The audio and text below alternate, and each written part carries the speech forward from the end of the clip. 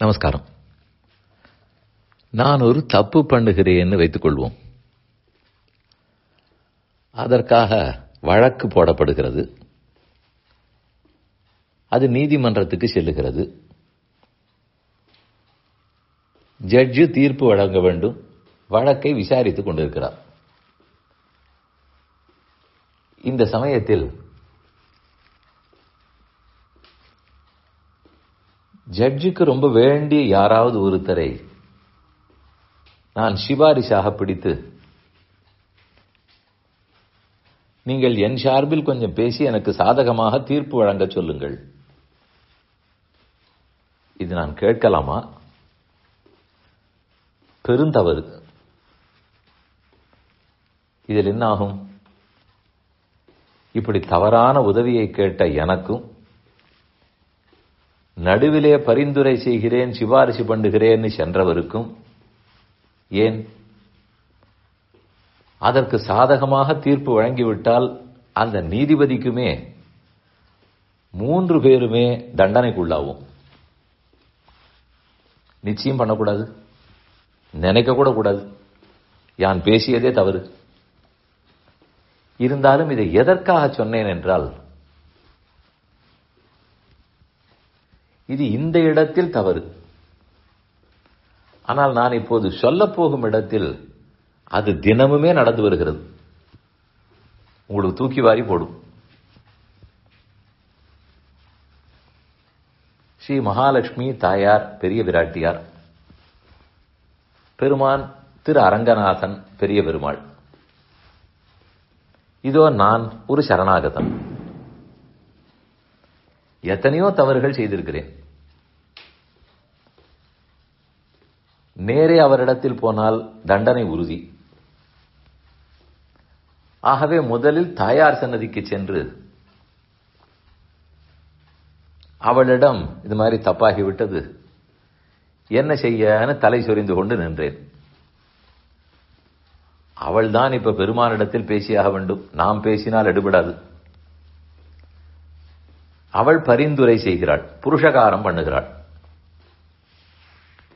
பிராட்டி நம் சார்பில் பெருமானிடத்தில் பேசுவதைத்தான் புருஷகாரம்னு சொல்லுவார்கள். நம்மையும் புரிந்து கொள்ளுகிறாள், அவனையும் புரிந்து கொள்ளுகிறாள்.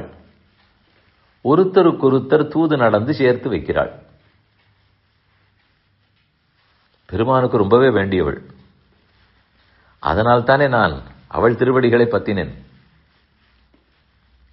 இனி அவள் போய் அவரிடத்தில் பேசி, அந்த பெருமான் அவருடைய வார்த்தைக்கும் மயங்குகிறார், அவருடைய பேரழகுக்கும் மயங்குகிறார். அல்லி மலர்மகள் போக மயக்குக்கள் ஆகியும் நிற்கும் அம்மான் என்று பாசுரம். அந்த பிராட்டியினுடைய கண் அசைவுக்கும் அவருடைய புன்சிரிப்புக்கும் எல்லாவற்றுக்கும் மயங்கி இருப்பாராம். அவள் கேட்டதையெல்லாம் செய்கிறாராம்.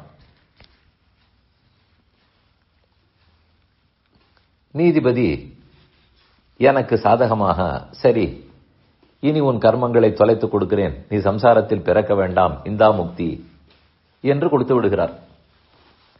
தப்பு பண்ண எனக்கு சாதகமாக தீர்ப்பு வருகிறது. அந்த தீர்ப்பை பெற்றுக் கொடுத்தவர் மகாலட்சுமி தாயார்.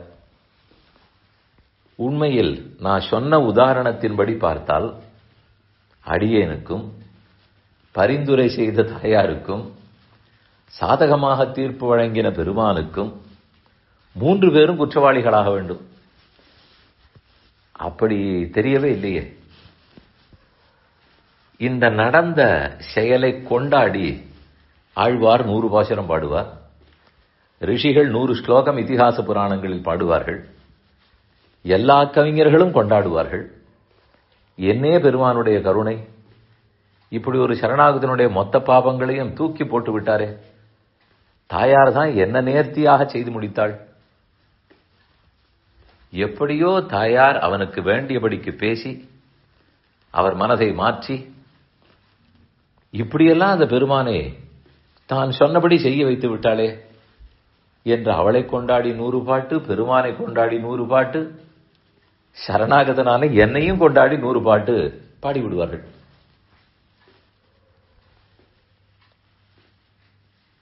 இது நியாயமா? கண்டிப்பா நியாயம். ஏற்கனவே நான் உலக உதாரணம்னு சொன்னது அநியாயம். அது நடக்கவே கூடாது. அது சட்டப்படி குற்றம். ஆனால் இந்த இடத்தில் எந்த குற்றமும் வராது. அவ்வளவு ஆனந்தமாக பெருமான் ஏற்கிறார். எல்லாருக்குமே திருப்தி. இது எப்படி உலக விஷயத்தில் அவ்வளவு பெரிய குற்றமாவது? ஆன்மீகத்தில் எனக்கும் தாயாருக்கும் பெருமாளுக்கும் சொல்லும் போது இது கொண்டாடப்படுகிறதே, ரெண்டும் ஒண்ணுதானே, நானும் குற்றவாளி, அப்ப தண்டனை தானே பெற்றிருக்க வேண்டும். அதுதான் பெருமானுடைய கருணை, தாயாருடைய பெருங்கருணை. இதற்கு மேல் இதை விளக்குவதற்கோ ஆமாம் இது நியாயந்தானேன்னு சொல்லுவதற்கோ ஒன்றும் இல்லை. இதே போல சொல்ல வேண்டுமானால் வீட்டில் நடக்கிறது. நம்ம தந்தையிடத்தே பிள்ளை நேரே போனால் கோபித்துக் கொள்ளுவார். அம்மாவுடைய மடியில் ஒதுங்கவில்லையா? அவள் நிழலில் பற்றித்தானே குழந்தை தந்தை அணுகுகிறது. அங்க தப்புன்னு சொல்லுகிறோமா? அதுதான் பாசம். இந்த 50 வருஷத்துக்கே இந்த பாசம் இருக்குமானால் எப்போதும் தொடர்புடைய பெருமானோடும் தாயாரோடும் எவ்வளவு பாசம் இருக்கும்? சொத்தால நம்மை விட்டு விடுவாரா?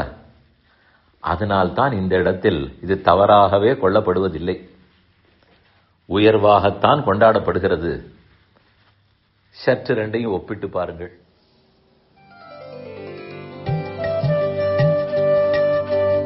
இந்த என் பணி ஆடியோவை உங்களுக்காக வழங்கியவர் வேலுக்குடி ஸ்ரீ கிருஷ்ணன் சுவாமி.